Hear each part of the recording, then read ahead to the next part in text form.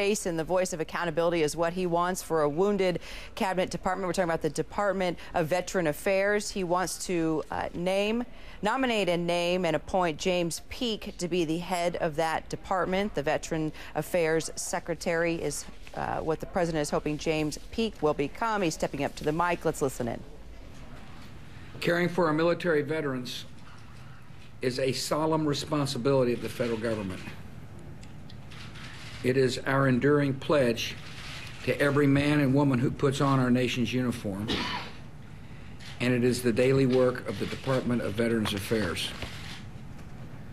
I'm pleased to announce my nomination of an Army doctor and combat veteran who will be a strong new leader for this department, Lieutenant General James Peake.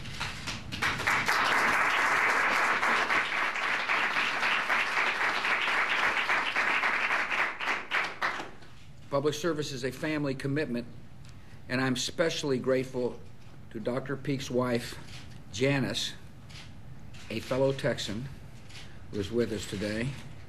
I appreciate you supporting Jim once again as he does the nation's work. I'm also proud to welcome Kimberly and Thomas. Thank you all for coming.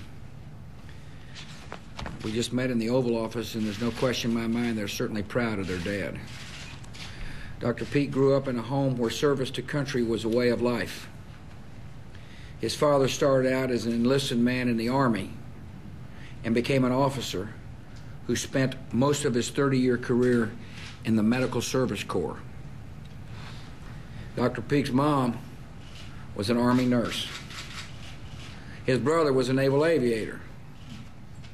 And as a young man of 18, he set upon his own lifetime of service when he arrived at the United States Military Academy. After graduating from West Point in 1966, Second Lieutenant James Peake was sent to Vietnam with the 101st Airborne. There he served as a platoon leader. He led men into combat and earned several medals for his courage, including the Silver Star.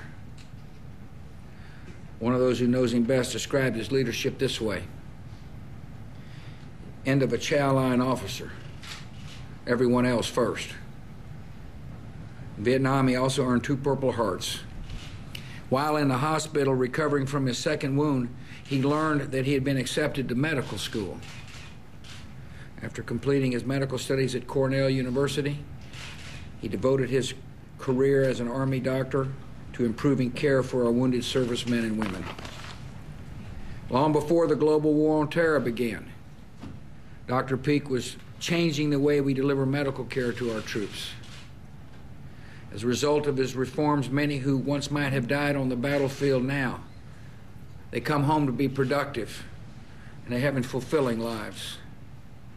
As a medical officer and combat vet who was wounded in action, Dr. Peake understands the view from both sides of the hospital bed, the doctors and the patients. He brought that understanding to many jobs. These include command surgeon in the Army hospitals, commanding general of the largest medical training facility in the world, an Army Surgeon General, where he commanded more than 50,000 medical personnel, oversaw 16 hospitals across the world, and managed an operating budget of nearly $5 billion. Since leaving the Army, he has served as Executive Vice President and Chief Operating Officer of Project Hope. There he helped one Navy hospital ship respond to the victims of the Asian tsunami, and another that was sent to care for those hit by Hurricane Katrina. Most recently, he has served as Chief Medical Director and Chief Operating Officer with QTC Management, which provides military veterans with timely medical examinations as well as electronic medical record services. When confirmed by the Senate, Dr. Peake will bring his unique set of skills and experiences to the Department of Veterans Affairs. He will be the first physician and the first general to serve as secretary. He will apply his decades of expertise in combat medicine and healthcare management to improve the veterans' health system. He will insist on the highest level of care for every American veteran. One of Dr. Peake's first tasks as Secretary will be to continue to implement the recommendations of the Dole-Shalala Commission on Wounded Warriors. And Senator, thank you for joining us. Some of their recommendations are the responsibility of the executive branch, and Dr. Peake will be a leader in carrying them out. He's been nominated. Now, will he be confirmed? That'll be the next step. We're talking about James Peake, former Army Surgeon General. The president wants him to head the Department of Veteran Affairs. As you know, Jim Nicholson used to head that department, stepped down after all those allegations of shoddy conditions at Walter Reed, the nation's premier Army hospital, and of course conditions of other hospitals and benefits for those coming back specifically from the Iraq War.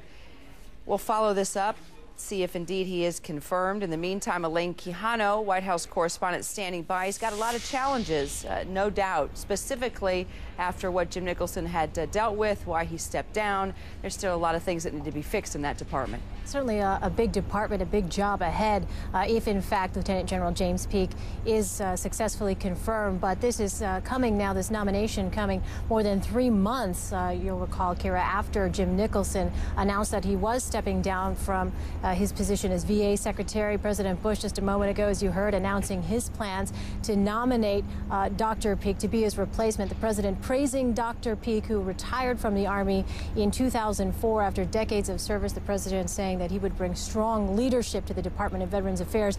Now, today's announcement, though, comes amid some concerns by veterans groups that that top position at the VA department remained unfilled for so long.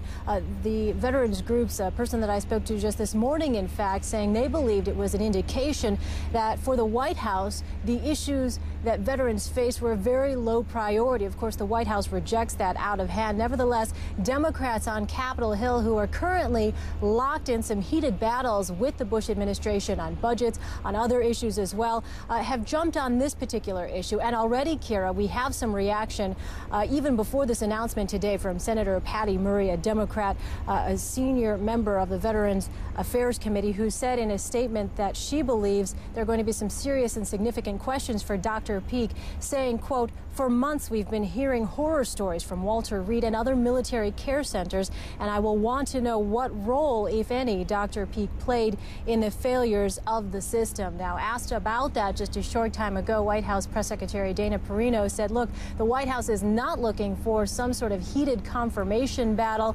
She said it really will be up to Democrats running Congress to determine how smoothly this process goes. Soldiers that in other conflicts would never have made it off the battlefield. I think each of these men and women deserves the right to lead as full and productive a life as is possible. This great VA system of ours reaches across the nation into every community and touches veterans and their families in so many ways, committed to the principle that I just talked about. Well, I'm committed to that principle as well, and that's why I'm here. I know personally many of those who lead in the VA. It is a great team. If confirmed, I look forward to working with them. I look forward to working with Congress. I look forward to working with the veteran service organizations, and particularly with the Department of Defense, as we move forward to do the right thing, not just for the short term, but for the longer term, to set the future so that we can continue to meet our commitment to those who deserve our care. Janice, thank you so much for allowing me to come on this journey and coming with me. Mr. President, thank you so much for the confidence and the opportunity, and I'll see you on the high ground. Sir, thanks. Good job. Thank you.